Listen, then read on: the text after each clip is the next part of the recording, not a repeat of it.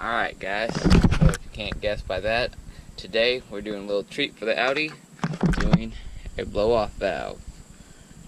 So how this one is, this is basically just a spacer. It's not a full-on blow-off valve, which it basically makes it non-recirculating full blow-off valve, but it's just a spacer so that when the diverter valve opens up, instead that this part right here blocks it from going back into the intake, and these little holes make it obviously blow out to the atmosphere. So you still plug in the diverter valve, so it's not supposed to cause a check engine light.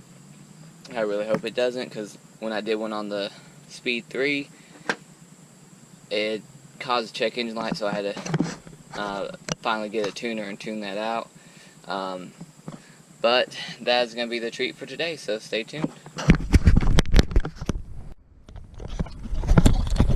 Alright, so I'm going to start this up, let it warm up, get up on ramps, and then we'll do a little before, and obviously do one after, see if it makes a difference, see if you can hear it, and try to do a little driving clip. So let's get this sucker up on ramps.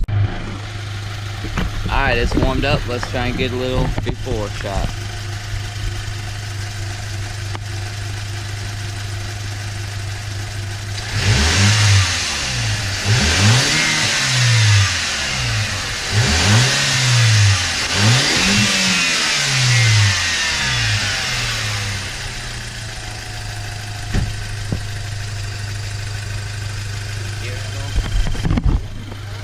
Alright, so as you can see, you can't really hear because it is a full diverter valve.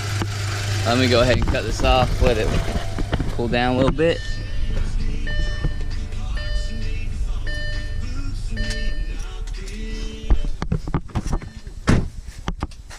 She's not out yet.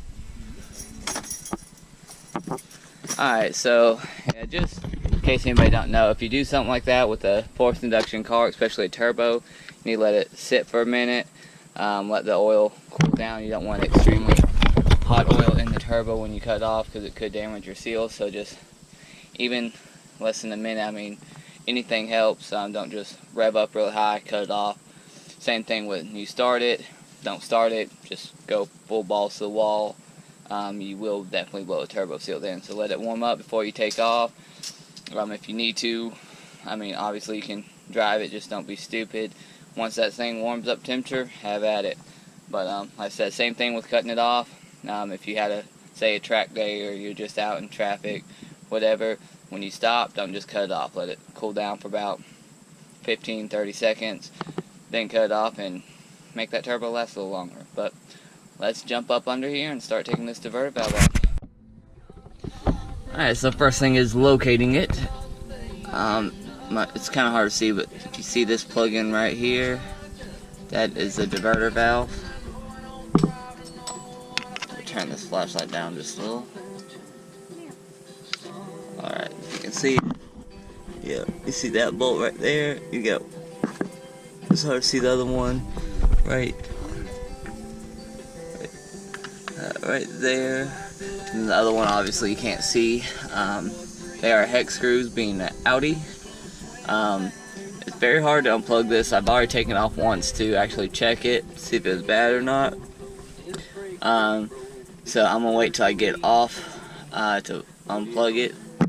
But I forget which size it is exactly, but you just check that. The top one, if I do remember right, or it's that second one I showed you, will need this to get off, the swivel. Let's find out what size it is. Alright guys, so let's cut it off. So this is, like I said, it's just a spacer. Got the little tab right here. You can go all three ways, don't really matter. But push that on there, and that it covers it up, and then you won't be able to see it, but when it opens up, it just blows out these 6 holes. So let's get this sucker on there and see how it sounds. I will say it also does come with new bolts, if you can see. That's a stock bolt, won't go through the spacer. There's the one to fit the diverter valve and the spacer. Let's throw these suckers in there. Alright guys, so it is on there. It's hard to see, but yeah, you can see it right there. I did twist the diverter valve a little bit because where it went, the plug-in would be connecting to hitting this hose right here, and it wouldn't actually plug in. So for some reason I think that's how it was before, but we'll see. But yeah, it's on there. That top bolt's a little pain in the butt, but other than that, it was pretty smooth. So let's start this thing up, let it warm up, and I'll give it a demo. Alright, let's see if it made a difference.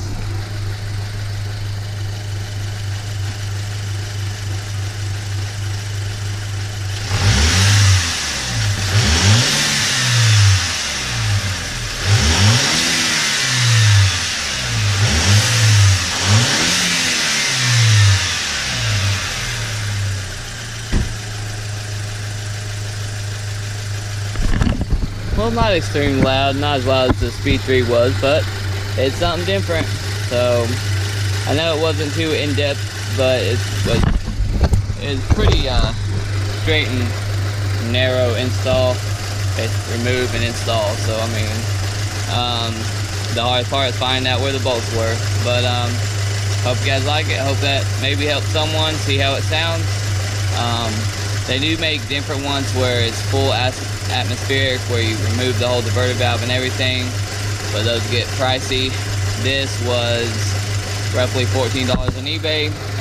Ford does make the same one, and but it's exactly the same thing, and theirs is 80 something to $100. So this was just, like I said, 15 bucks, 14 something on eBay. I guess I'll drive around, see how it sounds, but stay tuned for more.